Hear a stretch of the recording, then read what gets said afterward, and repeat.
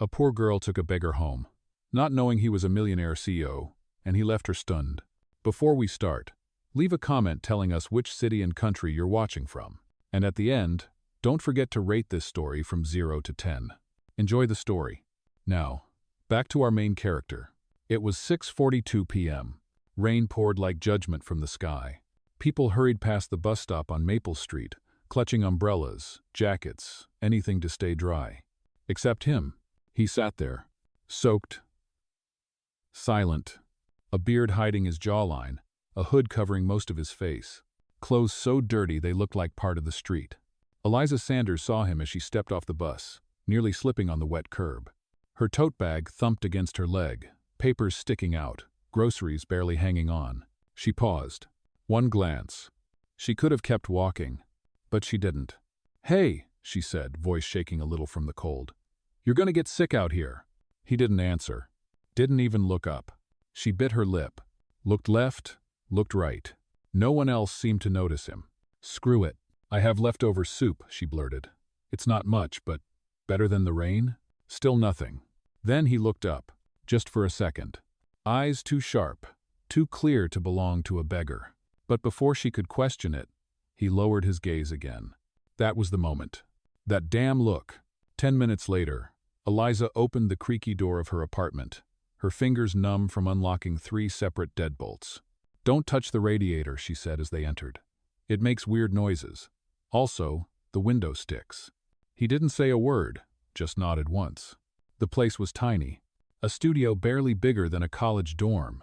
The carpet had seen better decades, and the stove had a sticker that said, "Hot," in faded red.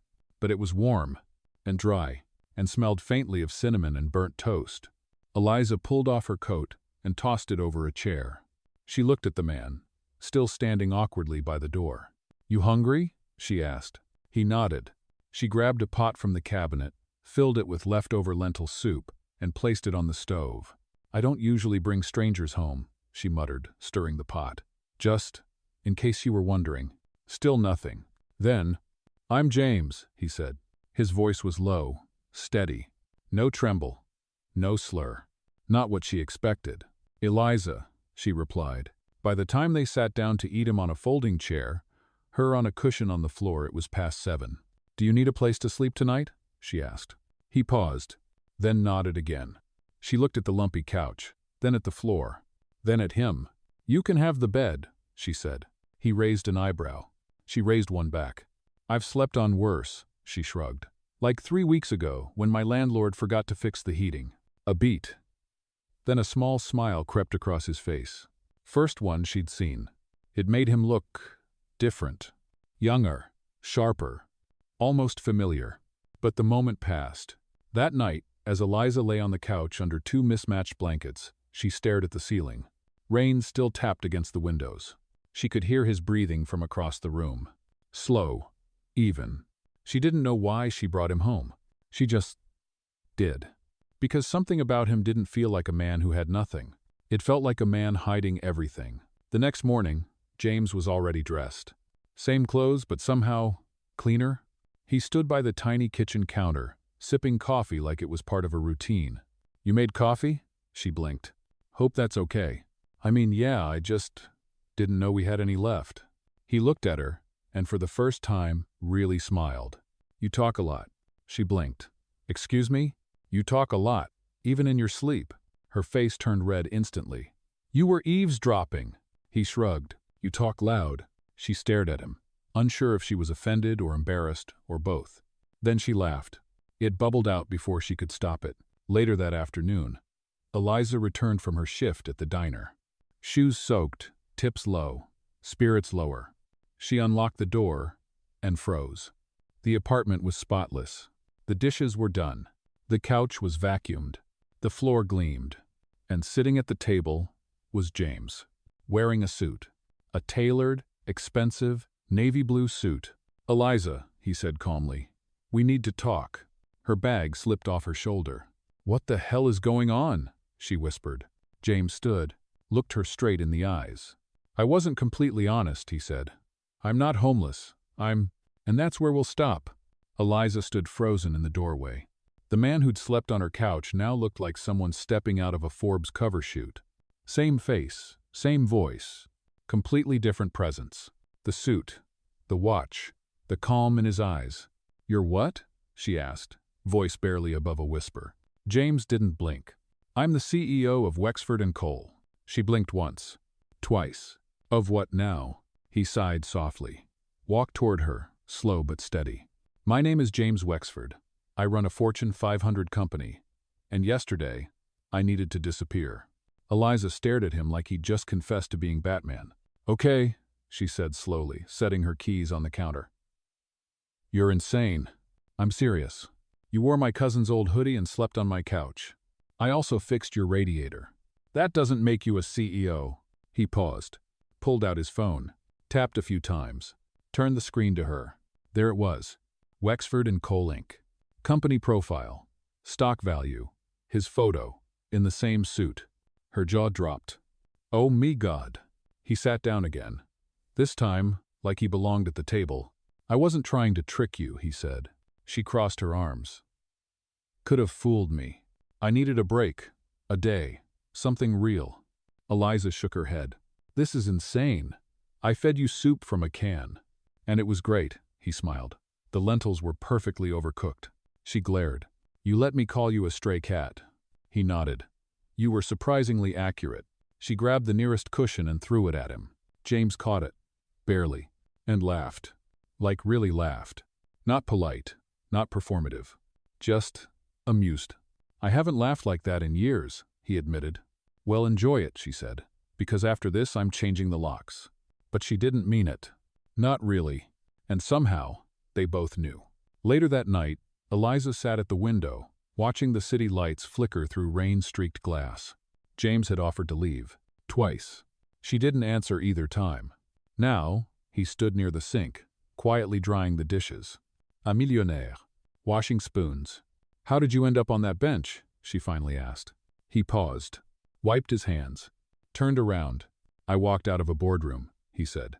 12 people. 3 lawyers. 1 PR team. All telling me how to fix my image.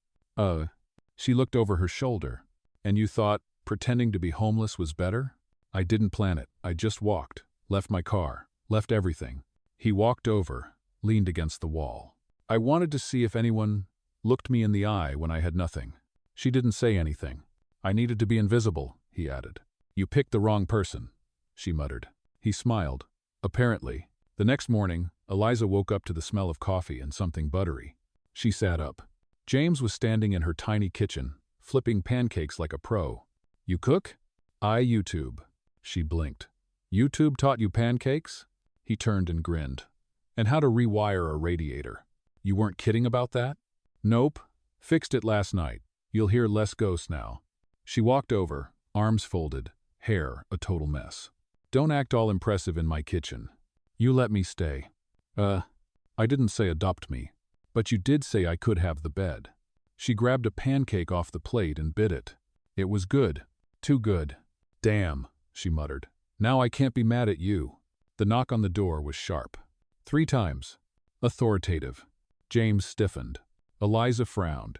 She opened the door and gasped. A man in a dark suit. Earpiece. Clipboard. "Eliza Sanders?" he asked. She nodded. "I'm here on behalf of Mr. Wexford. His car is waiting. We request your presence." She looked at James. He winced. "I told them not to send anyone," he muttered. Wait, what is happening?" Eliza asked. The man spoke again. "There's a shareholder emergency. The board insists he returns." James looked at her. "I have to go, just for a few hours." "And me?" she asked. "I want you to come." "Why?" "Because you were honest when no one else was. Because I need someone in that room who remembers what soup tastes like." She blinked. "That's the weirdest compliment I've ever gotten." He held out his hand. "Come anyway?" And for some reason, she did. The car was silent. Black leather seats. Soft jazz playing faintly. James sat beside her, hands folded, eyes distant. Eliza glanced at the tinted windows. Everything outside felt like a different planet. One where her thrift store jacket didn't belong. "You okay?" he asked. She nodded, then shook her head. "Number I mean yes? I don't know. This is insane." James smirked. "Welcome to my Tuesday." She exhaled slowly. "I've never been in a car that smells like money." He laughed. "It's probably the leather, or the overpriced air freshener." Eliza looked at him. He was back in his suit, hairstyled. Watch gleaming. Same man. Different armor. "You sure they'll let me in?" she asked. "They'll let you in," he said. "They'll just stare." Great. The building was glass and steel and silence. Everyone inside moved like they had somewhere better to be. Faster, sharper, colder. Eliza clutched her tote bag like it was a shield. Tried not to trip on the marble floors. James walked beside her like gravity didn't apply. They stepped into an elevator. Chrome walls. No music. She caught her reflection. Frizzy hair. Old jeans. Lip balm barely hanging on. James didn't seem to notice.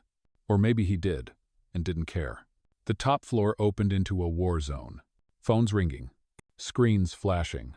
3 assistants whispering and running at once. Then silence. The moment James stepped out, every head turned. "Eliza," he whispered, "just be yourself." "That's the plan," she muttered. Panic and blackout included. He smiled. The boardroom was colder than the hallway. 12 men and women. Expensive suits. Judging eyes. James nodded to them. "Let's begin." He pulled out a chair for Eliza. Whispers. Raised eyebrows. She sat anyway. A woman in pearls cleared her throat.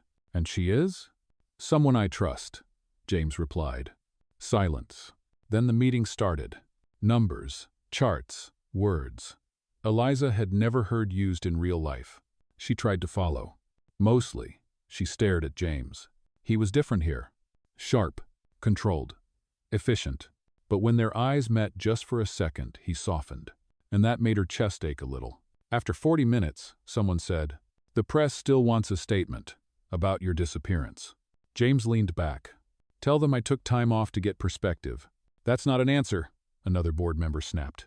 "It's the only one they'll get," James replied calmly. Eliza suddenly spoke. Everyone turned. "He's not lying," she said. "Sometimes you need to disappear to see what actually matters." 12 heads turned to her. Her voice didn't shake. "One night on the street teaches more than a week in this room," she added. Silence. Then, "Who is this again?" someone hissed. James smiled. "My reality check." After the meeting, they walked back to the elevator. Eliza's hands were sweating. "I think I just caused a financial collapse," James chuckled. "Actually, you made a point no one else could." She looked up at him. "You really think that?" He nodded. "You're the only person in that room who told the truth without calculating the consequence." The elevator dinged. Doors opened. James stepped in. Eliza followed. That night, they didn't go home. James drove them to a quiet diner on the east side. Nothing fancy. Vinyl booths. Sticky menus. Smell of onion rings and coffee. "This is where I used to come in college," he said.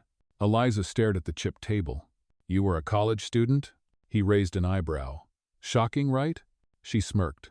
They ordered fries and milkshakes. James dipped one into the shake. "Elisa stared." "That's a crime."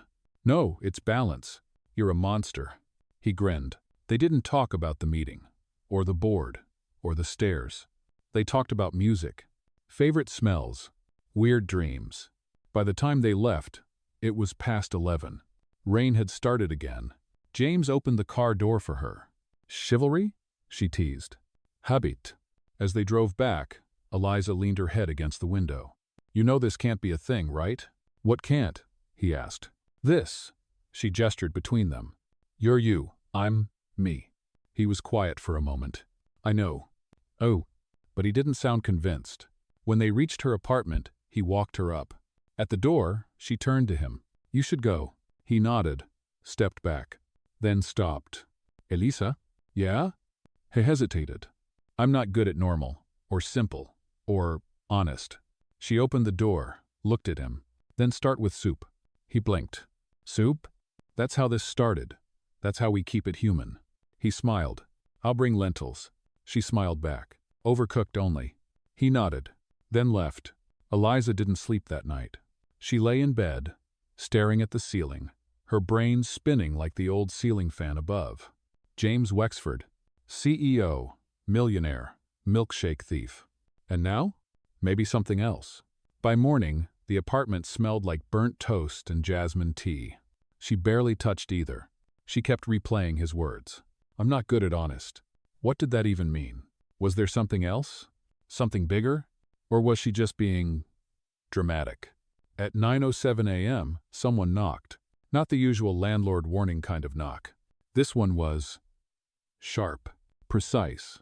Eliza froze, looked through the peephole. A woman in a pencil skirt stood outside. Blonde, tall, perfect makeup, holding an iPad like it was a sword. Eliza opened the door slowly. Yes? I'm looking for James Wexford, the woman said.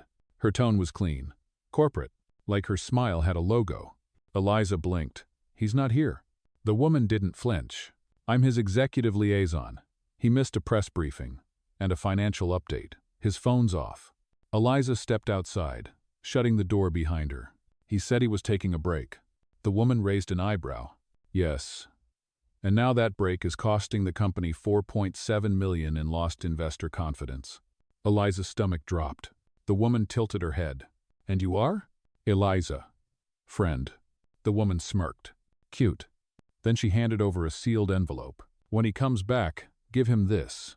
And she walked away like her heels didn't touch the ground. Eliza stared at the envelope for a long time.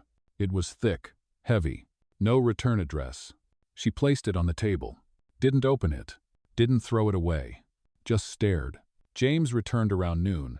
His sleeves were rolled up. His tie was gone. But his smile was still intact. Eliza, hey, he said, setting down a brown paper bag. I brought soup. Overcooked? She asked quietly. Offensively. She didn't smile. Just nodded at the table. He saw the envelope instantly. His face didn't change, but something in his posture did. He picked it up, opened it, read, paused, folded it again, set it down. Eliza waited. Nothing. What is it? Just board stuff, he said. Deadlines, PR things. You sure? He nodded, but his eyes didn't. That afternoon, they sat on the fire escape, eating soup out of mismatched mugs. The sky was overcast. The wind smelled like rain again. Eliza finally spoke. Do you regret it? Regret what? Walking away. The board. The money. He was quiet for a while. Then, I regret not doing it sooner. She looked at him. You don't miss the suits? The applause? I still wear suits, he smiled. And honestly, I'd trade applause for quiet soup any day. She stared into her mug. What happens when the quiet isn't enough? He looked at her. I don't know, but I'd rather figure it out with someone who saw me before the headlines. That made her throat tight.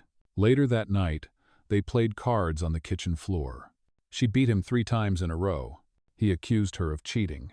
She accused him of being dramatic. Then he reached for her hand. And for a moment, everything stilled. But before anything else could happen, her phone buzzed. Unknown number. She answered. Eliza Sanders? A voice said. Yes? This is Alex Greenwood from the Daily Ledger. She froze. Can I ask a few questions about your connection to James Wexford? How did you get my number? We received anonymous photos of you two at a diner. They're going viral.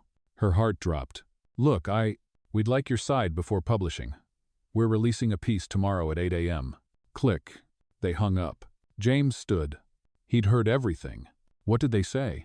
They have pictures, she said quietly. They're going to print a story.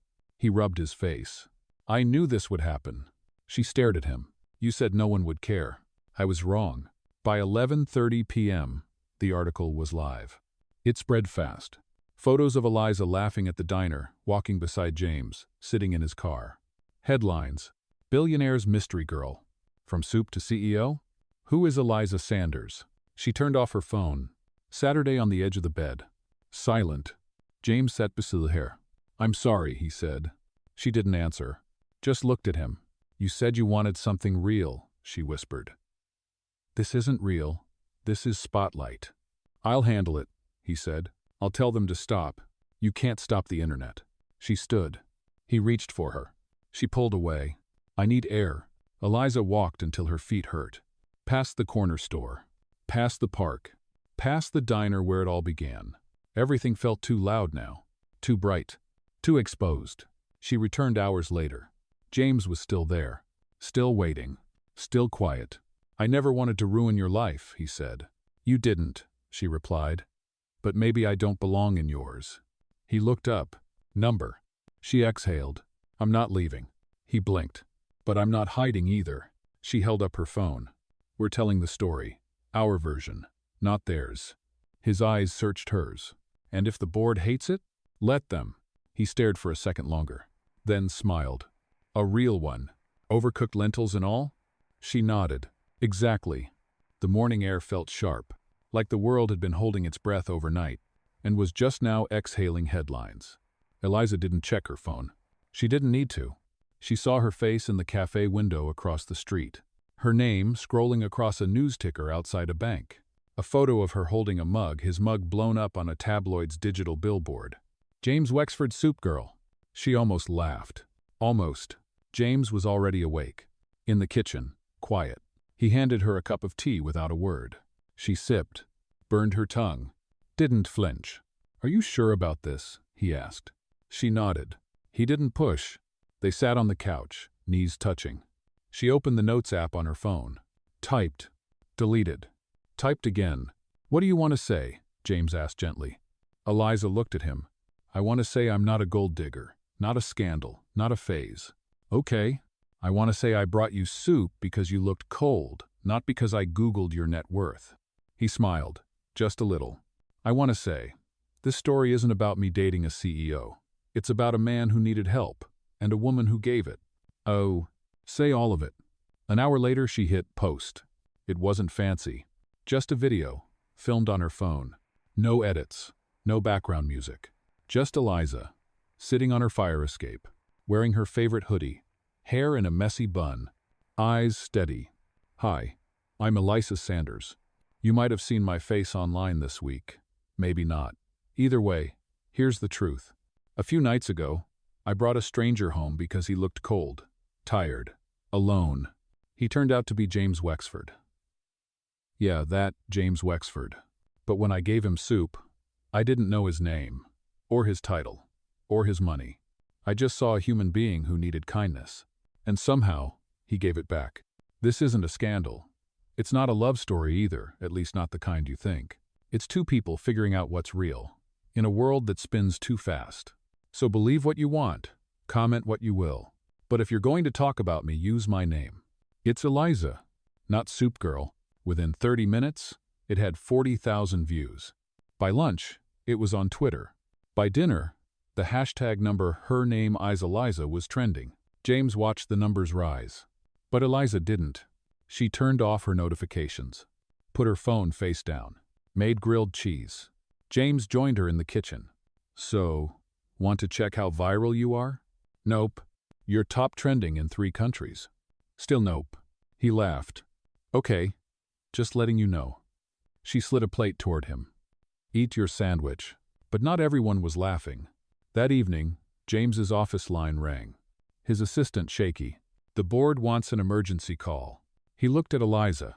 She nodded. Go. The call wasn't quiet. 12 voices.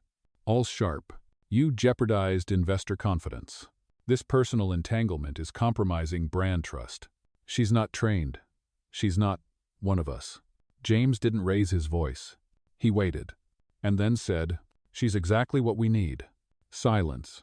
She reminded the world that humanity still matters, that the people behind the products still feel, still hurt, still care.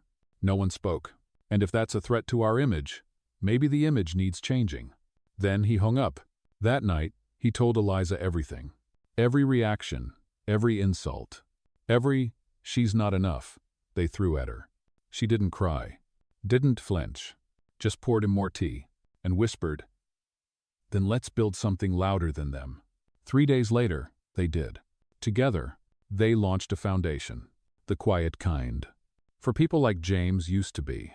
Cold, alone, ignored. And people like Eliza, who still stopped, still cared. The press shifted.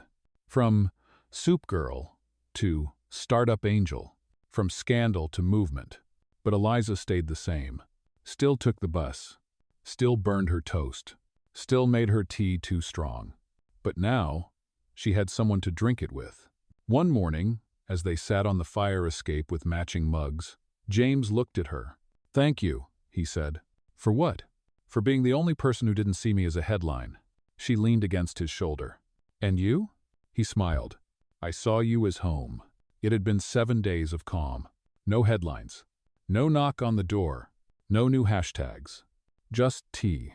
Warmth. Quiet. James called it peace. Eliza called it a pause before the next storm. She wasn't wrong. Monday morning came like a punch. James's assistant called at 6:04 a.m. Whispers. Panic. "Eliza needs to see this," she said. Eliza blinked at the screen. A new article. Banner bold. Red. Flashing. Exposed. Eliza Sanders' criminal past. Her heart dropped. She clicked. Lines of accusation. Shoplifting at 17. Eviction notice at 21. A restraining order filed by a former employer. Half of it twisted.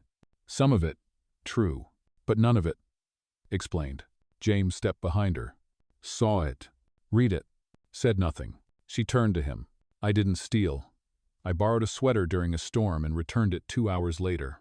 I believe you. The eviction wasn't my fault. My mom was sick. We had nowhere." "Elisa." He touched her shoulder. "You don't have to explain it to me." She stared at him. "But the world wants an explanation." By noon, news vans circled her block. Neighbors peeked through curtains. Someone knocked, offering to buy her side of the story. James canceled all his meetings. But even he couldn't stop the wave. The internet had a new headline. "Billionaire falls for a fraud?" That night, Eliza couldn't sleep.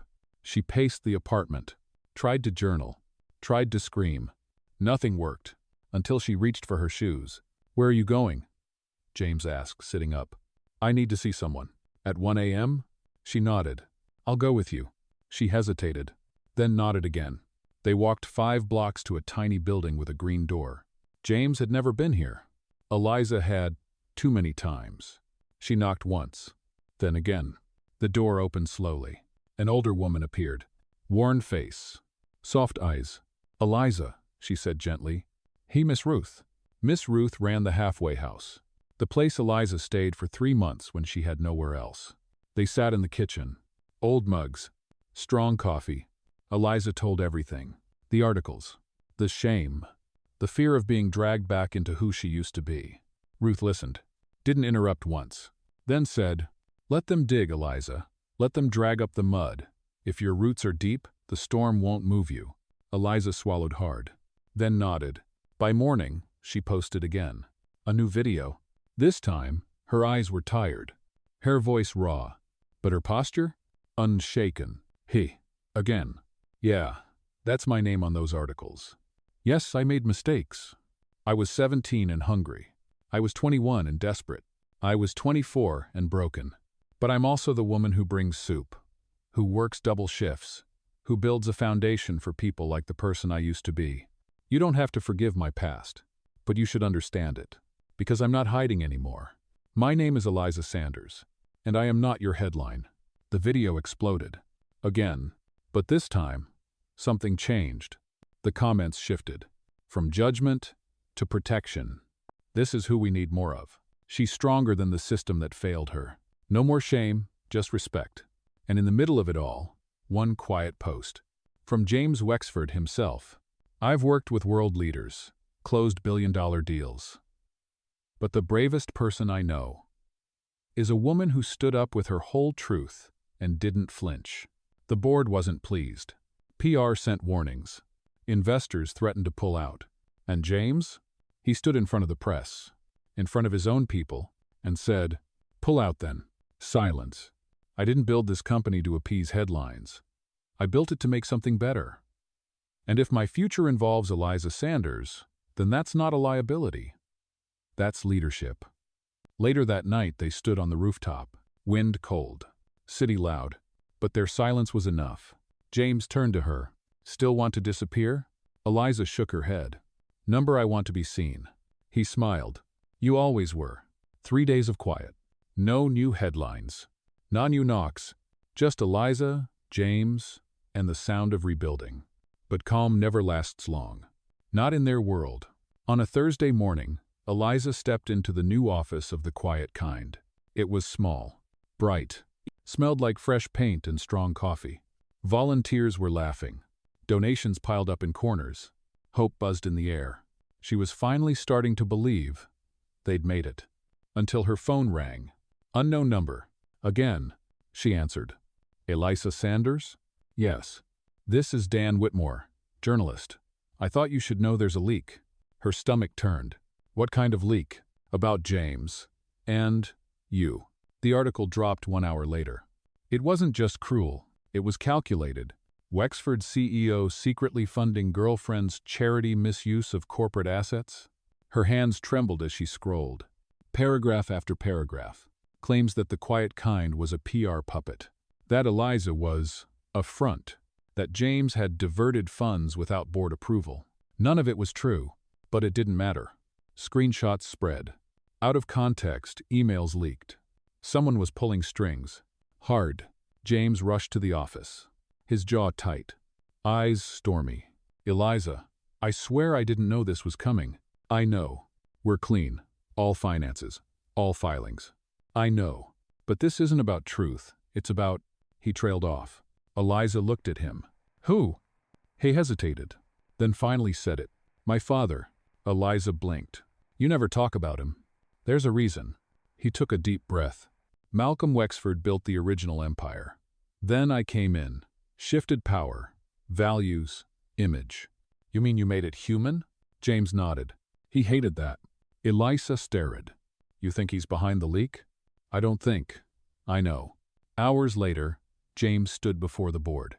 Again. Same room, same faces. But the mood? Darker. The chairwoman leaned forward. James, this is serious. The SEC is asking questions. We have nothing to hide. Perhaps. But appearances matter. And your relationship continues to attract controversy. James looked around the room. These were the same people who'd applauded his billions. Shook his hand when stocks rose. Smiled for cameras. Now? They wouldn't meet his eyes. He stood. If you want my resignation, he said, you'll have it in writing by morning. Gasps. Murmurs. He left before anyone could stop him. Eliza waited outside. His face gave everything away. You resigned. He nodded. I couldn't let them drag you anymore. Her voice broke. This wasn't supposed to cost you everything. It didn't. He took her hand. Everything I need is right here. That night, they sat in the back of a grocery store parking lot, eating cold noodles from takeout boxes. No cameras. No headlines. Just them. And streetlights. And silence. Eliza stared at her box. I keep thinking, if you'd never sat on that bench, none of this would have happened. James looked at her. Yeah, I would have been in a glass tower, making empty decisions, surrounded by people who smiled too much. She smirked. I'm not sorry it happened. He leaned in. Neither am I. The next morning, Eliza received a letter. New postage. Just a gold seal. She opened it slowly. It was from Malcolm Wexford. Miss Sanders, I built a legacy. You've tarnished it. You think compassion is strength. That's cute. But business is war. And James forgot that the moment he met you. This is your last warning. Walk away, or I'll erase everything you've built and everyone who helped build it. Eliza showed James. He read it twice, then once more, then tore it in half, and tossed it in the trash. You're not afraid? She asked. I've lived in his shadow too long. And now? James took her hand. Now we build something he can't touch. The sky was gray, not the romantic kind. The kind that warned something was coming. James stood on the balcony, coffee cold in his hand. Eliza watched him from inside. He hadn't said much since the letter. Neither had she. But the silence wasn't distance. It was strategy. At noon, the first blow landed. Bank account, frozen. Quiet kind donations, flagged. Event permits, revoked. All within 47 minutes. James's phone rang. His lawyer. They're coming at you from 3 sides, and it's coordinated. Eliza stared at the screen. Malcolm. James nodded. This is his playbook. Bleed us dry. Legally. By those. P.M. Headlines changed. Not questions. Accusations. Illegal funding under investigation. Wexford fortune in freefall. Quiet kind. Scam in disguise? Volunteers began to withdraw. Donors pulled out. Even friends stopped replying. Eliza tried to hold steady, but her hands wouldn't stop shaking. "This is what he meant," she whispered. James didn't answer. They met in the kitchen, the one place still theirs. James sat, quiet. Eliza poured water, missed the glass. It splashed everywhere. She laughed. Just once, then cried. "I thought I could handle it," she said. "You've handled more than anyone ever should. But this is personal. He wants to erase me." James stood, took her face in his hands. "He can't. You're not just this. You're not just headlines or receipts or fund transfers." She looked up. "I feel small." He shook his head. "You're the biggest thing I've ever believed in." That night, Eliza opened her laptop, pulled up every file, every receipt, every donor message, then hit Go Live. No makeup, no filters, just truth. "Hi. Again. You've seen the articles, the scandal.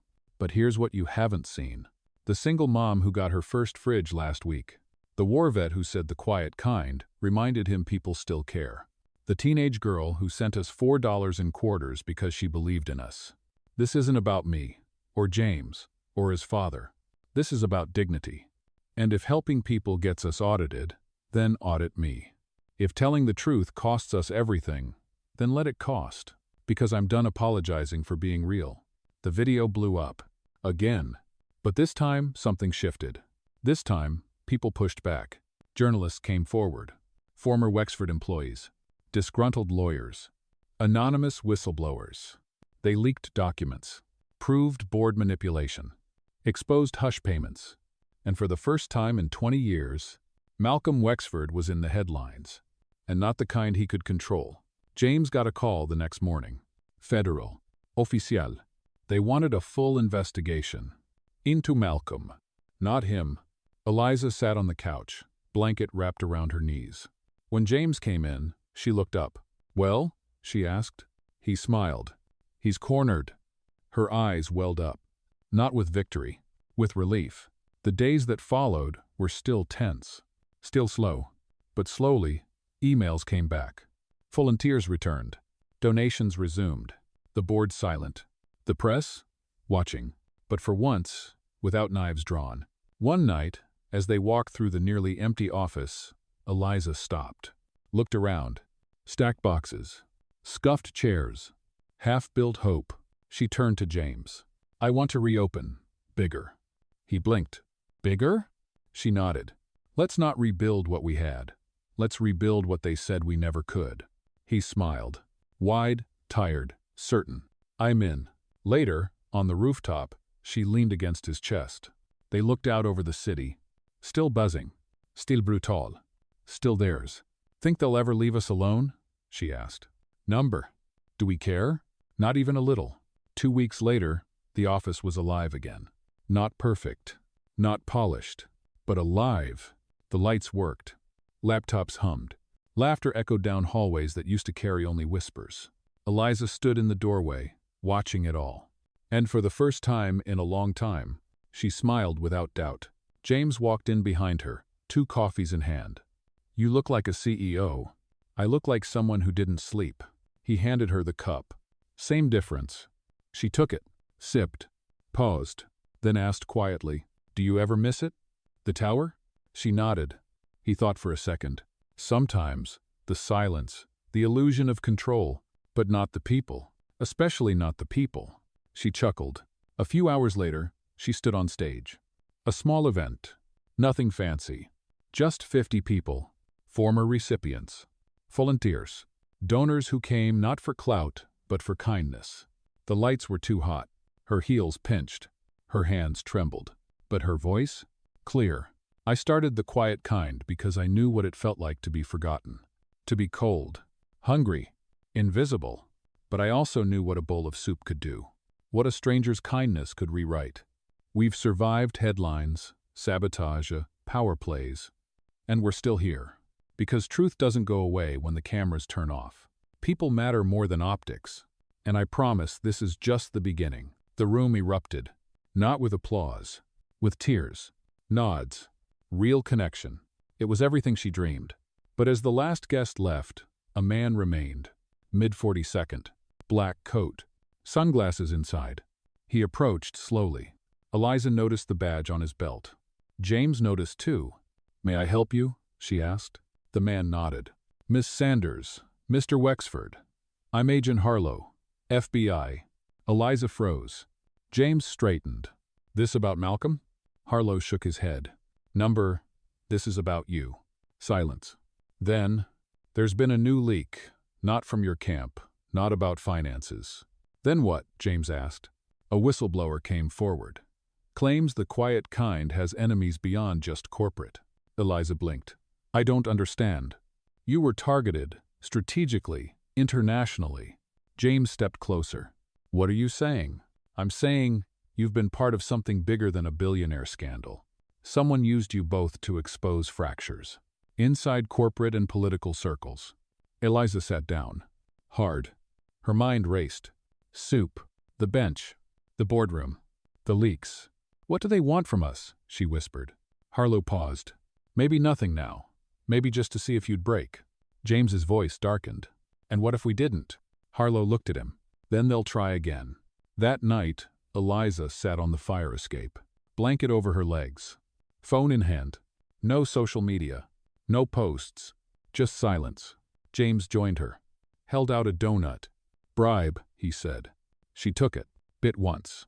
Then said, "You think we were pawns?" "I think we were proof." "Of what?" "That kindness still threatens people who profit from chaos." She turned to him. "We could walk away." "We could. Leave it all, start over, somewhere no one knows our names."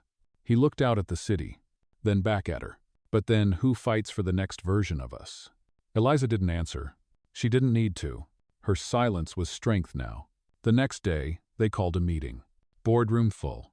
Not of shareholders. Of survivors. Recipients. Volunteers. People who once hid from headlines. Eliza stood at the front. "Someone wants us to quit," she said. Heads nodded. "They use power, money, fear." More nods. "But we're still here." Louder nods. "And from this day forward, the quiet kind isn't just a foundation. Pause. It's a force." The office felt different now. Not just alive. Armed. There were whiteboards with encrypted names. Laptops filled with pattern recognition code. A security badge required even to use the printer. James was pacing. Eliza was quiet. Too quiet. The door burst open. It was Ava, Eliza's oldest volunteer. Usually calm. Now pale. "You need to see this," she said, breathless. James grabbed the tablet. It was a surveillance clip. From their own building. Dated 2 nights ago. Time, 3:14 a.m. Footage. Someone copying donor data to an external drive. Face partially obscured. But the jacket? The walk? James froze. Number. Elisa stared. It was Nathan. Nathan had been there from day one. He set up the servers. He handled the finances. He knew the passwords. Eliza's voice cracked. "He was with us when we had nothing." James clenched his jaw. "And he just sold us for something." They called Agent Harlow. He confirmed it. Nathan had ties to a shell company. That shell was traced to a lobbying group. And that group? Connected to Malcolm Wexford's former attorney. Full circle. Eliza couldn't sit still. Her hands were fists. Not from anger. From betrayal. They found Nathan at a co-working space downtown. He didn't run. Didn't hide. He smiled when he saw them. "Eliza. James. Long time." She didn't speak. James did. "Why?" Nathan shrugged. "I believed in you. But belief doesn't pay rent." "You had access to everything," Eliza said. "You gave it away?" "No," Nathan said softly. "I sold it." Security pulled him away. But his words stayed. Long after he left. Back at the office, James stared at the wall. "Everything we built, they used it." Eliza didn't reply. Just walked to the corner. Sat down. Pulled out her old notebook. The one from the diner. From the fire escape nights. From before all this. She flipped to a blank page. And wrote, "Even betrayal won't break us." 2 days later, the government froze the investigation. Not because Eliza or James were guilty, but because the damage done by the leak was already rippling upward. Into banking systems. Political donors. Global headlines. They hadn't just exposed a charity. They'd cracked open a shadow economy. But there was one thing left. The board. Malcolm's loyalists still held 48% voting power. Still silent. Still waiting. James knew they'd try one more play. A public takedown. And they got their chance. A televised hearing. Summoned by the State Ethics Committee. Elisa. James. 3 cameras. 2 microphones. And a room full of powerful people who didn't want the truth. The first question was cruel. Miss Sanders, are you a social worker or a social climber? She inhaled, held her gaze. I'm someone who fed a stranger soup, and I'd do it again. Gasps. Second question. Mr. Wexford, did you funnel funds to protect Miss Sanders from her past? James looked into the lens. Number I protected her because the system failed her first. Murmurs. A few claps. Cut off quickly. Then came the curveball. A file slid across the desk. Unmarked. Unverified. Inside, a grainy photo of Eliza. At a protest. Years ago. Fire. Tear gas. Rage. Is this you inciting violence? A voice accused. Eliza didn't flinch. Yes, that's me. But you admit... I admit I stood up when no one else did. I admit I shouted when silence meant death. I admit I was loud, young, and unafraid. Pause. And I still am. James reached under the table. Held her hand. Squeezed once. After 6 hours, the committee ended the session. No resolution. Just tension. But outside, a crowd had gathered. Not protesters. Supporters. Dozens. Then hundreds. With signs. With stories. With soup. Eliza stepped into the sunlight. Saw a little girl holding a sign. My mom got a job because of quiet kind. Elisa knelt. Thank you, she whispered. The girl smiled. You're welcome. Later that night, on the rooftop, James leaned back.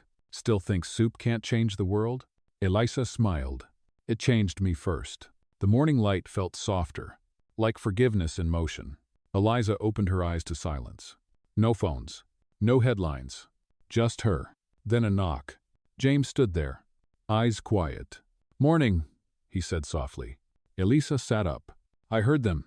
Everyone. Outside. James nodded. They're still here. They walked to the rooftop. City stretched endlessly below, and there they were. Supporters. Holding posters. Smiling. Cheering. Quiet kind changed my life. Soup for the soul. Eliza took a shaky breath. She hadn't expected this. But she did believe in it. James closed the distance. Held her hand. Grounded. Back inside, they gathered the team. Whiteboard walls. Volunteer schedules. New plans. They weren't starting over. They were leveling up. A man in his 20s raised his hand. He'd been helped months ago. Now, he had ideas. He wanted to start a mental health workshop. Right in the neighborhood. Eliza looked at James. He nodded. Let's do it. Later, Eliza taped a flyer on her fridge. Mental health workshop sponsored by the quiet kind. Her hands trembled gratitude, fear, hope, all of it. That night, they walked to the diner where it all began. The counter gleamed. They sat. 2 cups of coffee. 1 grilled cheese sandwich. Simple. Tired. Perfect. James reached over. Happy? Eliza took a slow sip. Scars hurt less when you share them. He leaned in.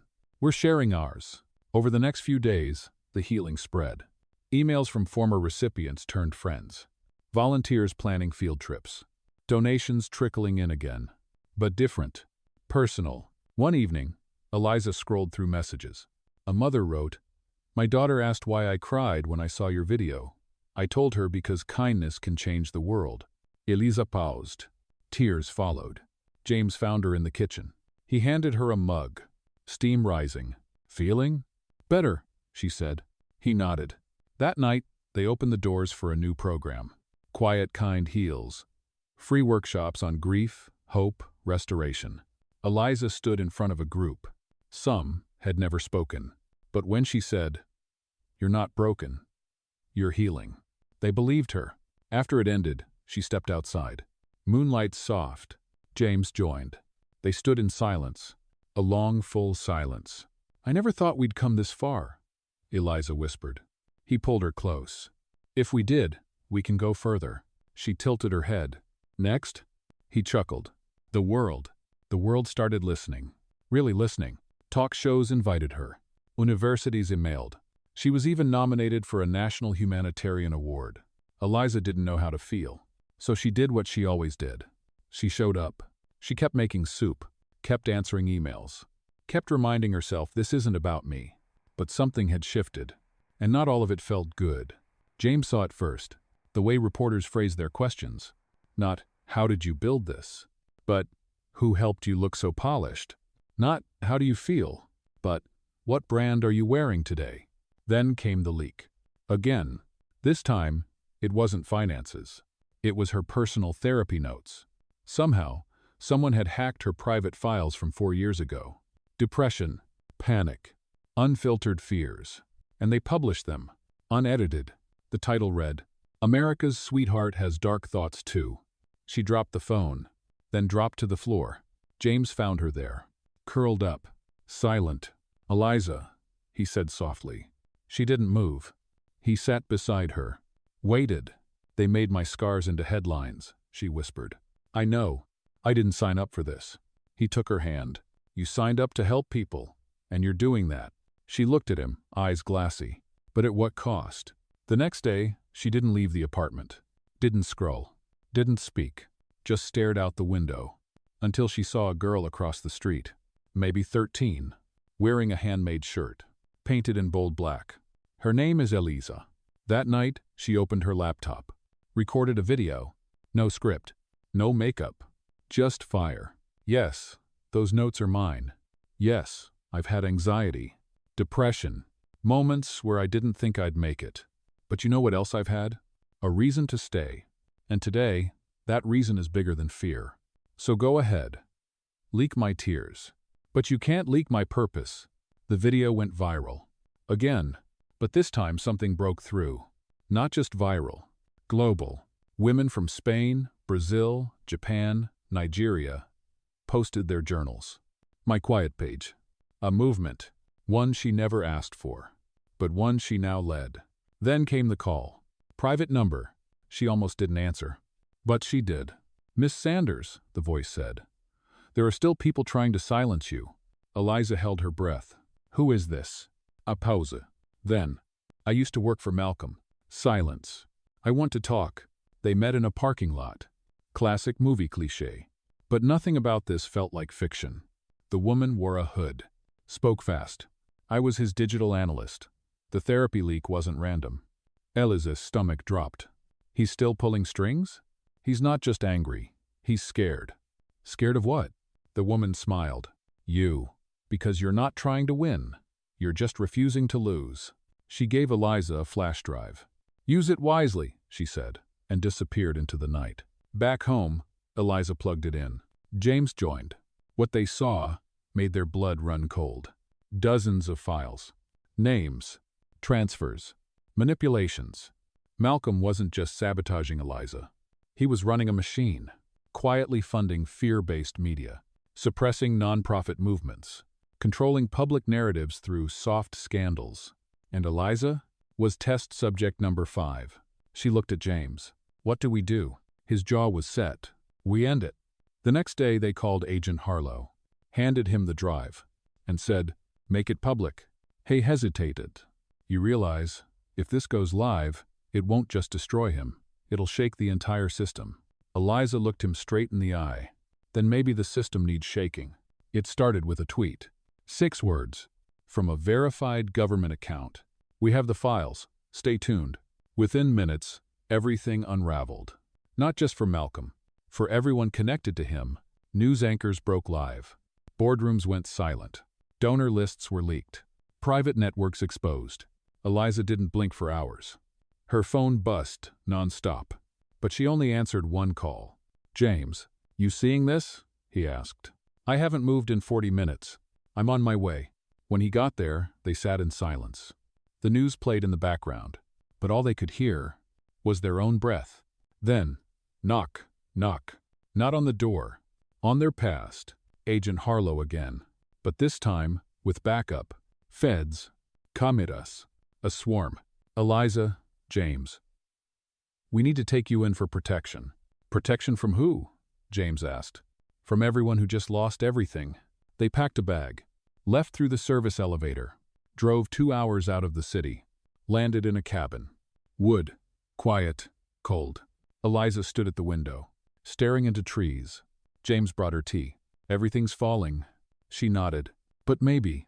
That's what it takes. The next morning, her face was everywhere. Headlines. Subtitles. Even graffiti. Eliza Sanders. The girl who lit the fuse. But not all of it was kind. Some twisted. Attention seeker. Fake savior. Political pawn.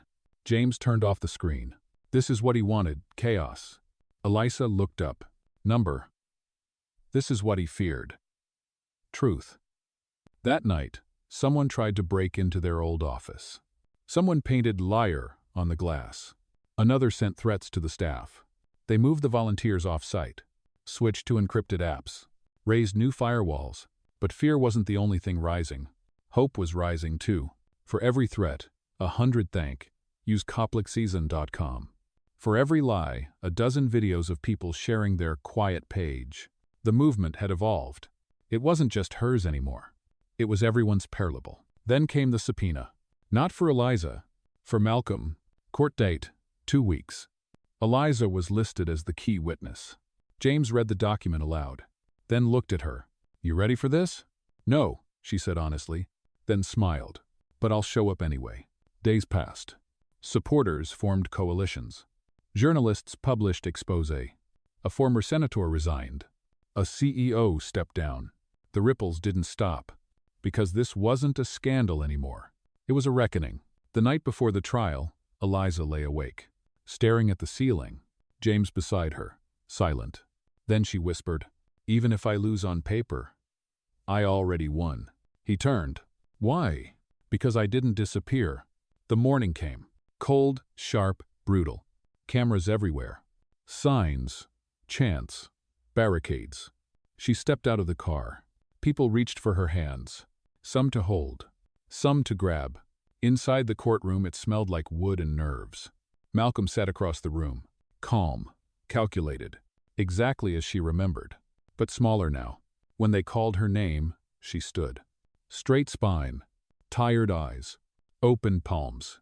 And walked. Courtroom. Chilly.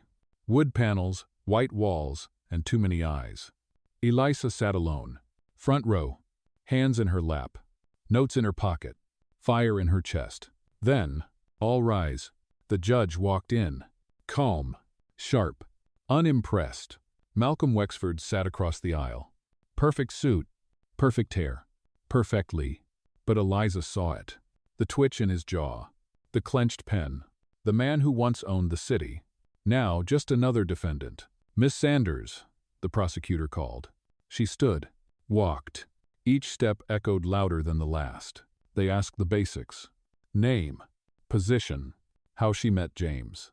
How the quiet kind began. Then they asked the real questions. Were you ever paid to cover for Mr. Wexford? Number. Were you ever coached by his PR team? Number. Did you ever conspire to mislead the public? Number. She spoke steady. Not perfect, but honest. She told them about the bench. The soup. The media storm. The threats. The flash drive. Then they asked, how did you feel when your therapy notes were published? She paused, then leaned forward. I felt naked. Small. Violated. But I also felt free. Because once the worst is out, the only thing left is truth. The room was still. Not even a cough. She looked at Malcolm. He looked away. The defense stood, tried to rattle her, called her naive, emotional, unqualified. She just smiled.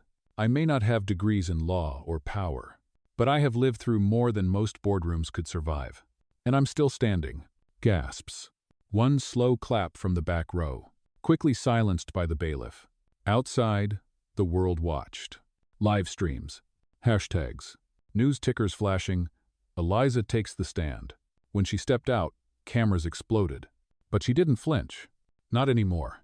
James was waiting by the car. He didn't speak, just held the door. And her hand. That night, the city didn't sleep. Protests. Candle vigils. A mural of Eliza's face went up on 42nd Street, with one word beneath it. Enough. Meanwhile, Malcolm's team scrambled. One lawyer quit mid-trial. 2 witnesses flipped.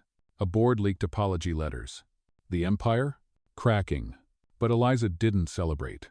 She didn't cheer. She wrote thank you notes. Sans soupe. Call it volunteers by name. Because this wasn't her finish line. It was her beginning. The city held its breath. 1 week. 12 jurors. 5 counts of corruption. 1 name. Malcolm Wexford. Eliza stood in the hallway. Same courthouse.